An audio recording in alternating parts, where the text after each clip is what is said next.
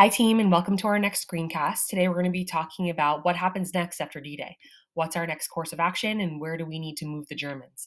So, we know, again, just to recap, that the Soviets are approaching Germany. We've already successfully liberated North Africa.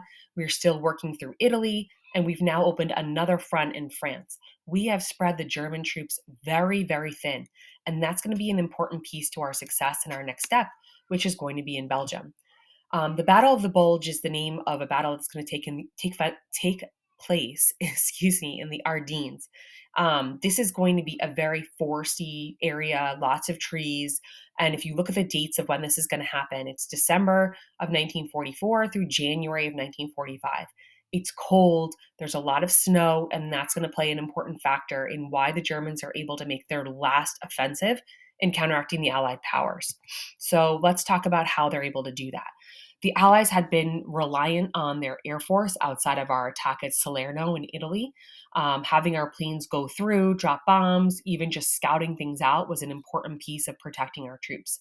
There's going to be a giant snowstorm that happens, and the Allied powers are going to lose access to their air support, and the Germans take advantage of it. They have been on the retreat from France through Belgium.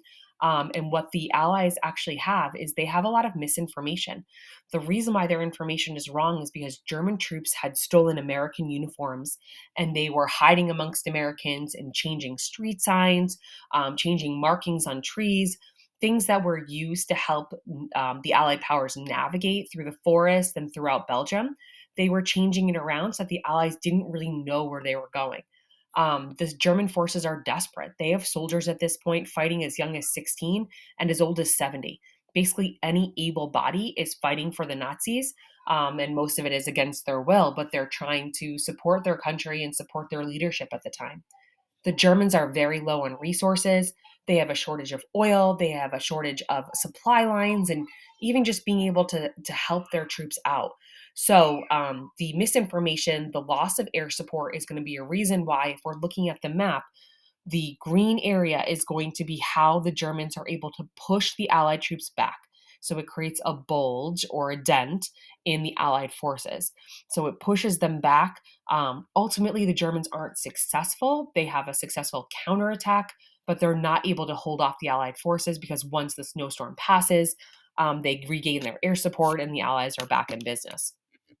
So these are just some images of the impact of the Battle of the Bulge as they move through Belgium. You can see just the damage, the casualties. Not all of these casualties are going to be soldiers. Many of them are still civilians. So the Germans are exiting Belgium the same way that they entered at the start of World War II, with a lot of damage and no real regard for human life. All right, and these are just a couple other images from the Battle of the Bulge. You can see that they're wearing white suits to camouflage themselves in the snow. They're hiding in like mini trenches so that they can cover themselves as they continue to move forward. Okay, so I'm going to stop here for the Battle of the Bulge, and then I will continue with changes of leadership in your next screencast. All right, have a great night.